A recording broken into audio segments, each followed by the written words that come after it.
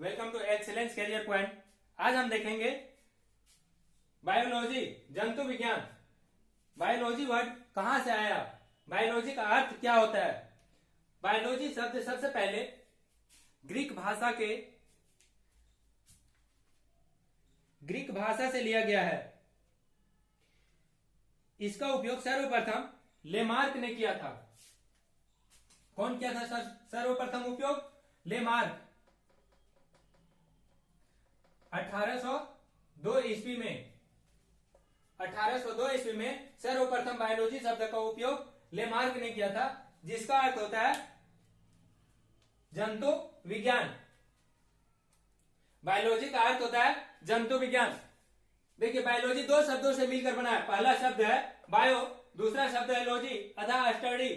Bio का अर्थ होता है जीवन, लॉजी का अर्थ होता है अध्ययन, अर्थात जीवन का अध्ययन ही करना क्या कहलाता है? बायोलॉजी। बायोलॉजी दो शब्दों में या फिर बोल सकते हैं दो भागों में विभक्त है। बायोलॉजी जो है वो दो भागों में विभक्त है। पहला है बोटनी, पहला है बोटनी, बोटनी तथा दूसरा है जूलॉजी। दूसरा क्या है? जियोलॉजी। बायोलॉजी अर्थात वस्तु, बायोलॉजी अर्थात वनस्पति विज्ञान। बायोलॉजी और बोटनी, बोटनी का क्या होगा? वनस्पति विज्ञान।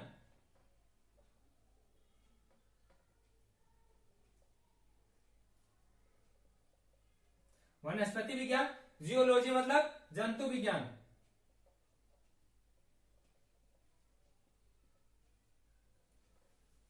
देखिए, बोटनी और जूलॉजी किससे विभक्त हुआ है? बायोलॉजी से। बायोलॉजी से दो भागों में विभक्त है। ये दो भागों में विभक्त है, पहला बोटनी और दूसरा जूलॉजी। ठीक है, ये तो हो गया बायोलॉजी। बायोलॉजी क्या है?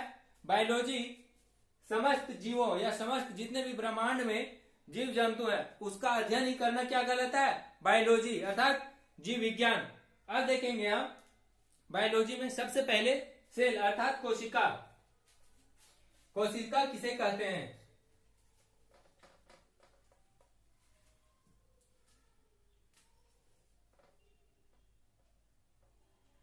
सेल अर्थात कोशिका।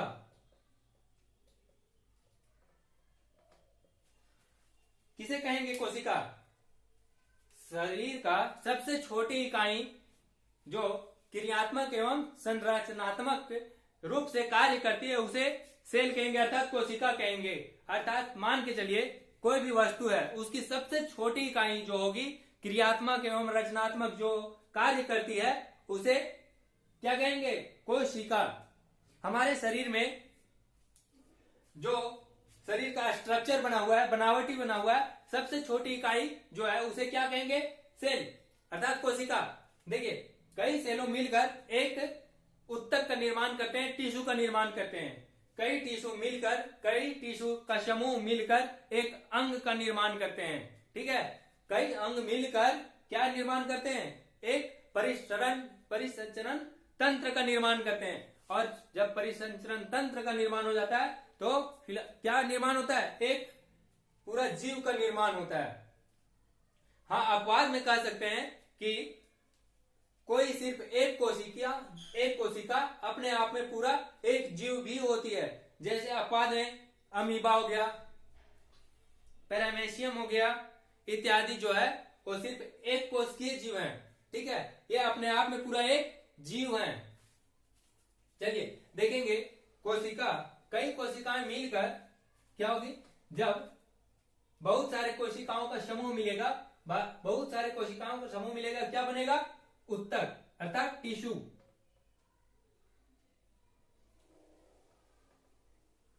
क्या बनेगा? उत्तक। कई उत्तक को मिलकर क्या बनाएंगे? एक अंग का निर्माण करेंगे। क्या का निर्माण करेंगे? अंग का। कई अंग मिलकर एक परिसंचरण तंत्र बनाएंगे।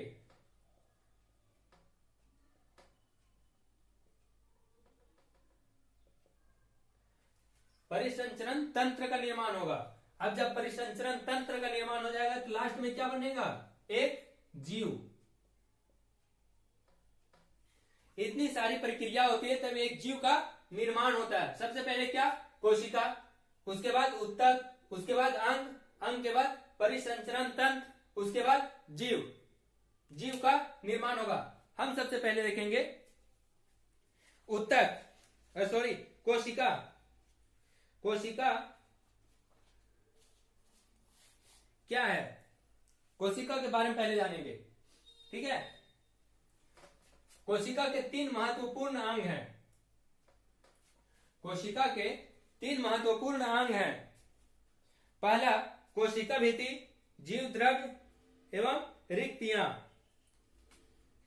कोशिका का 3 है। पहला क्या हो जाएगा,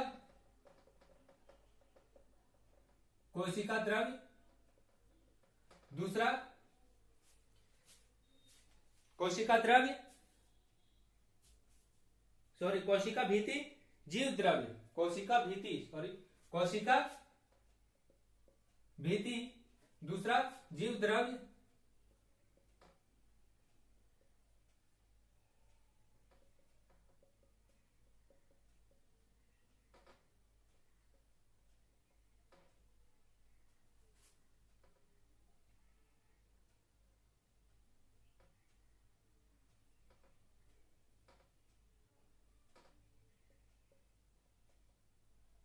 रिक्तियां। देखिए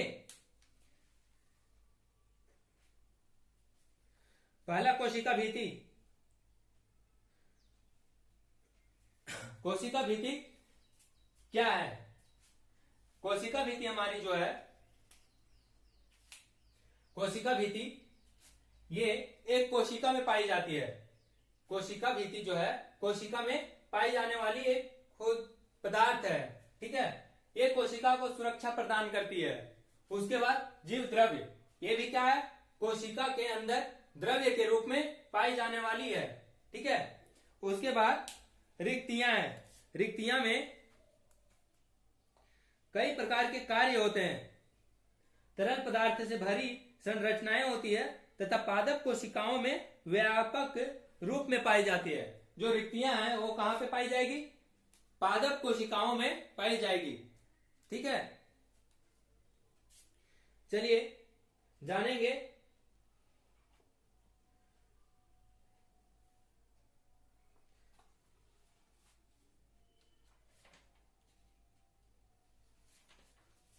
सबसे पहले कोशिका भित्ति, ठीक है। कोशिका भित्ति जो है किस चीज से बनी होती है, कोशिका भित्ति हमारी सेलुलोज से बनी होती है। किससे बनी होती है, सेलुलोज।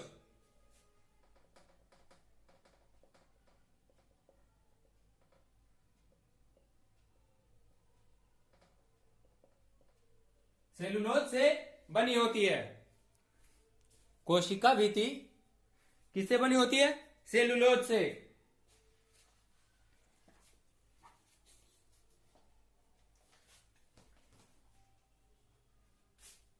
पादप कोशिका यह केवल पादप कोशिका में पाई जाती है। कोशिका भित्ति क्या है, पादप कोशिकाओं में पाई जाने वाली पदार्थ है। ये हमेशा जो है पादप कोशिकाओं में पाई जाने वाली पदार्थ है।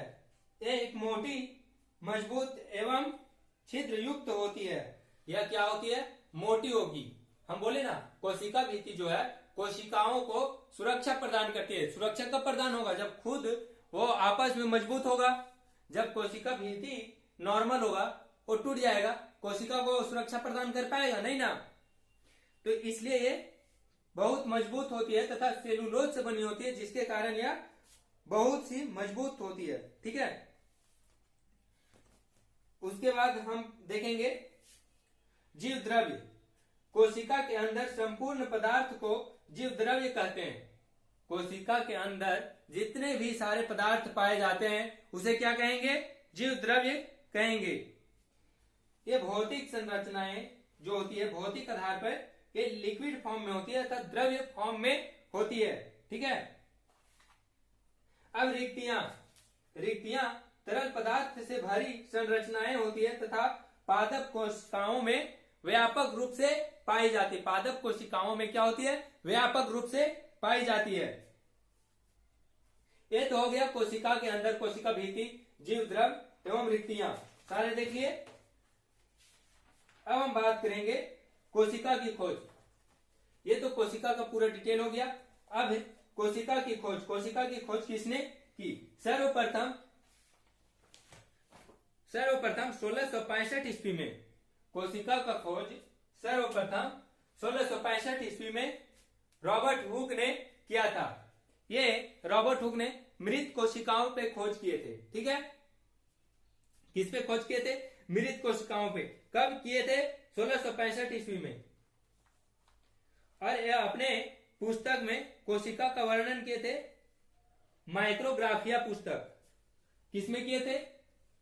देखिए, कोशिका की खोज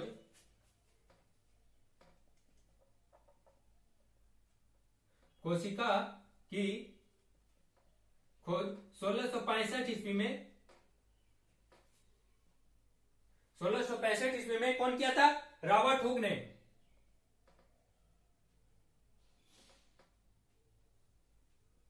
रॉबर्ट हुक ने की थी।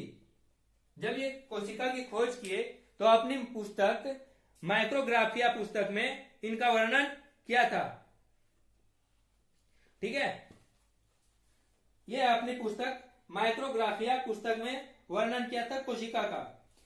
जब ये वर्णन किए थे, जब कोशिका की खोज की थी, उस टाइम एक बोतल लिए। जब ये खोज कर रहे थे कोशिका का, एक बोतल लिए। ये बोतल था, इस पे कॉर्क लगाए, कॉर्क लगा हुआ था। उसने क्या देखा सूक्ष्मदर्शी से कि इस कॉर्क पे बहुत सारी छोटे छोटे कमरे बने हुए हैं, एक झिल्ली नुमा परत बनी हुई है। ठीक है, जब ये देखे कि बहुत सारे छोटे छोटे कमरे बने हुए हैं, उसे को ये बोले कि नहीं, ये कोशिका है। ठीक है, कि ये सारे कमरों को मिला करके एक उत्तक टिश्यू का निर्माण हुआ। छत्ते के जैसा एक मधुमक्खी के छत्ता जिस तरह होता है ना, बहुत मधुमक्खी के छत्ता देखे, मधुमक्खी का छत्ता, उसमें क्या होता है? बहुत सारे छोटे छोटे छिद्र नुमा घर या कमरे जैसा बने होते हैं। ठीक है, उसी तरह कोशिका में भी होता है।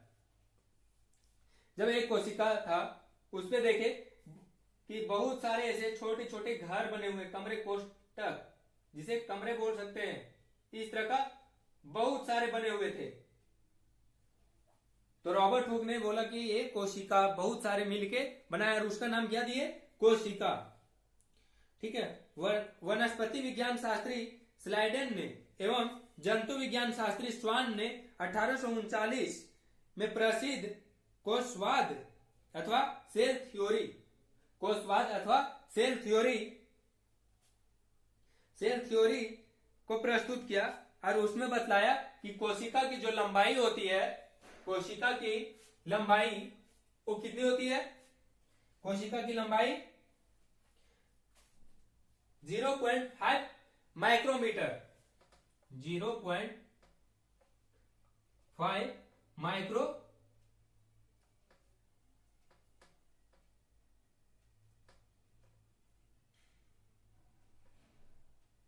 माइक्रोमीटर। देखिए, माइक्रोमीटर का ये सिंबल है।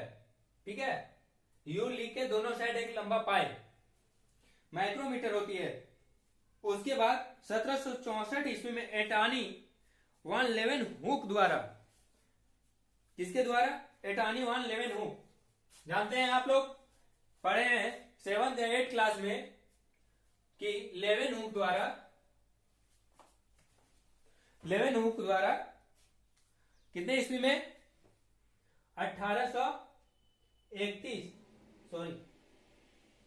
1674 ईस्वी में 1674 ईस्वी में लेवेनहुक द्वारा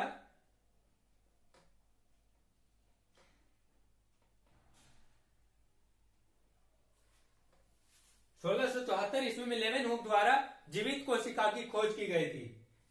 सबसे पहले मेरा जो खोज हुआ रॉबर्ट हुक द्वारा 1665 ईस्वी में, वो किस पे खोज किए थे? मृत कोशिका पे। लेकिन जब ये मृत कोशिका के बाद लेवेनहुक क्या किए कि जीवित कोशिका की खोज किए थे।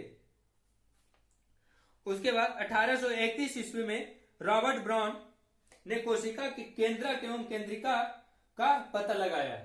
पहले तो एक सिर्फ कोशिका का पता लगा, उसके बाद 1831 ईस्वी में रॉबर्ट ब्राउन ने, किसने? रॉबर्ट ब्राउन ने, कब? 1831 ईस्वी में, 1831 ईस्वी में रॉबर्ट ब्रेन ने क्या किया? केंद्रक की खोज किया। बोले कि नहीं, जो कोशिका है उसके अंदर क्या होता है? एक केंद्रक होता है। कोशिका के अंदर एक केंद्रक मौजूद है, ठीक है। उसके बाद बोले, ये तो हो गया। उसके बाद डुजार्डिन ने डुजार्डिन ने जीव द्रव्य, अभी बताया था ना, जीव द्रव्य की खोज की थी 1839 ईस्वी में। ये बोले केंद्र के अंदर पाए जाने वाला अंतरतल दानेदार सजीव पदार्थ को प्रोटोलो, बोले कि ये जीव द्रव्य जो है वो केंद्रक के अंदर पाए जाने वाला है। केंद्रक का खोज कौन किया? केंद्रक का खोज रॉबर्ट ब्रेन ने किया, ठीक है। कब? 1831 ईस्वी में। उसके बाद 1839 ईस्वी में, 1839 ईस्वी में क्या, किस चीज का खोज हुआ? जीव द्रव्य का। किसने किया? डुजार्डिनो ने 1839 ईस्वी में जीव द्रव्य का खोज हुआ, ठीक है। अब तो जीव द्रव्य का भी खोज हो गया। अब कैमिलो ग्लॉजी ने, ये वैज्ञानिक है कैमिलो ग्लॉजी,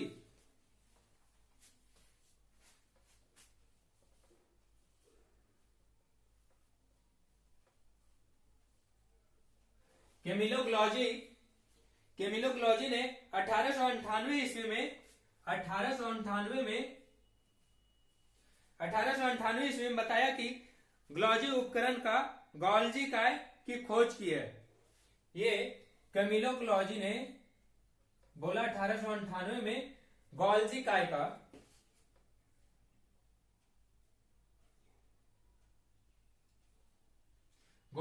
का खोज किया, ठीक है। 1898 में गॉल्जी काय का खोज किया और बोले केंद्रक के भीतर संघागी भाग की खोज हुआ था। जब केंद्रक के भीतर में पाए जाने वाला ये पदार्थ था।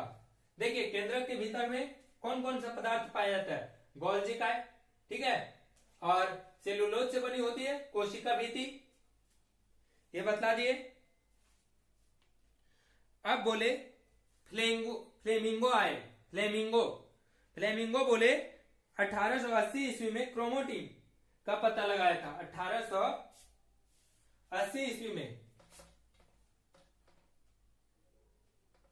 1880 ईस्वी में किसका पता लगाए? क्रोमोटिन का।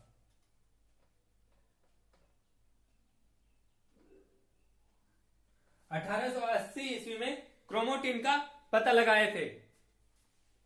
कौन? फ्लेमिंगो।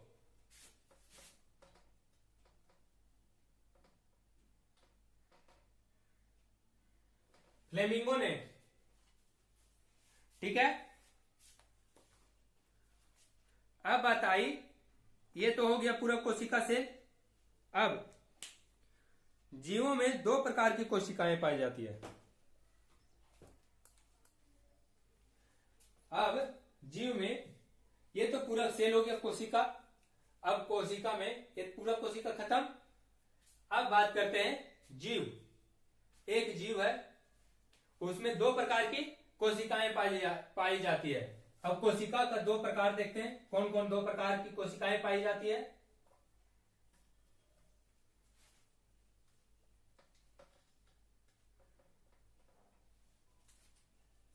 देखिए सेल, ठीक है। ये दो प्रकार की पाई जाती है। जीवों में कोशिकाएं दो प्रकार की पाई जाती है। पहला प्रोकैरियोटिक, पहला कोशिका है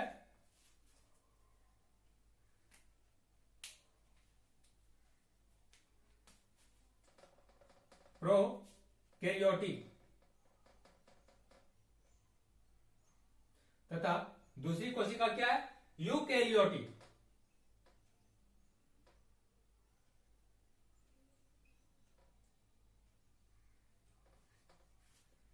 प्रोकैरियोटिक और यूकैरियोटिक। प्रोकैरियोटिक में देखेंगे, ये प्रोकैरियोटिक कोशिकाएं जिसमें केंद्रक और राइबोसोम पाए जाते हैं। सबसे पहले पहचानेंगे प्रोकैरियोटिक और यूकैरियोटिक। प्रोकैरियोटिक एक मुलायम तरल चिपचिपा पदार्थ होता है, यूकैरियोटिक तरल नहीं होता है, ये थोड़ा शुष्क अर्थात सूखा हुआ होता है। ठीक है, इसमें तरल इसलिए होता है क्योंकि इसमें क्या पाया जाता है, केंद्रक, उसके बाद राइबोसोम के कारण ये चिपचिपा होता है। केंद्रक एवं राइबोसोम के चलते यह चिपचिपा होता है। ठीक है, यूकैरियोटिक देखेंगे, इसमें केंद्रक होता है, ठीक है, लेकिन राइबोसोम की कमी रहती है। राइबोसोम की क्या होती है, कमी होती है। अब प्रोकैरियोटिक में जब राइबोसोम रहता है तो इसमें क्या होता है कि जितने भी तत्व पाए जाते हैं वो पूरा विकसित रूप से पाए नहीं जाते हैं। ठीक है, राइबोसोम में पाए जाने की रचना के आधार पर कोशिकाएं इसमें केंद्रक पदार्थ स्वतंत्र रूप से कोशिका द्रव्य में बिखरे होते हैं। जो केंद्रक है कोशिका द्रव्य में क्या होता है, बिखरा हुआ रहता है। उदाहरण में ले लीजिए, प्रोकैरियोटिक में जीवाणु, इसमें क्या आएगा, जैसे में जीवाणु,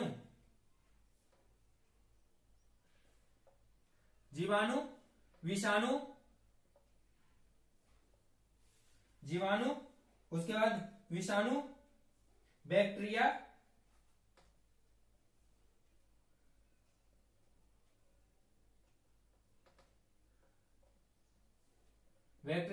इत्यादि। अब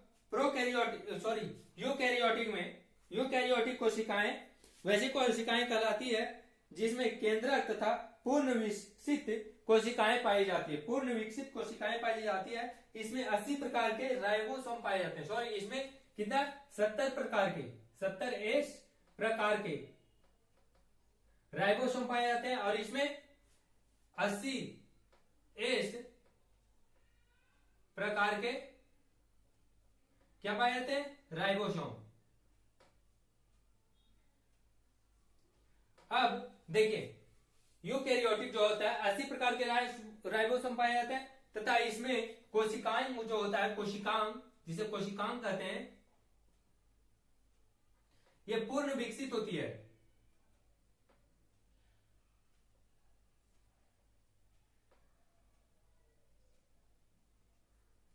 और इसमें जो कोशिकांग होती है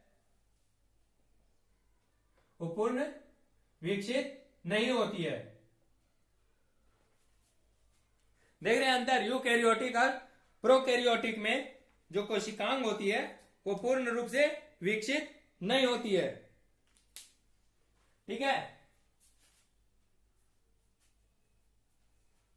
ये तो हो गया हमारे सेल के बारे में। सेल का इतना पूरा आपको याद रखना होगा, सेल क्या है, सेल कितने भागों में विभक्त है। ठीक है, सेल के अंदर क्या क्या पाया जाता है, ये सब आपको याद रखना होगा। नेक्स्ट क्लास में हम बात करेंगे टिश्यू अर्थात उत्तक। हम नेक्स्ट क्लास में क्या बात करेंगे, टिश्यू एवं उत्तक के बारे में, कि टिश्यू क्या है उसके बारे में जानेंगे, टिश्यू के बारे में। तब तक के लिए हमारे साथ बने रहें एक्सीलेंस करियर पॉइंट पर।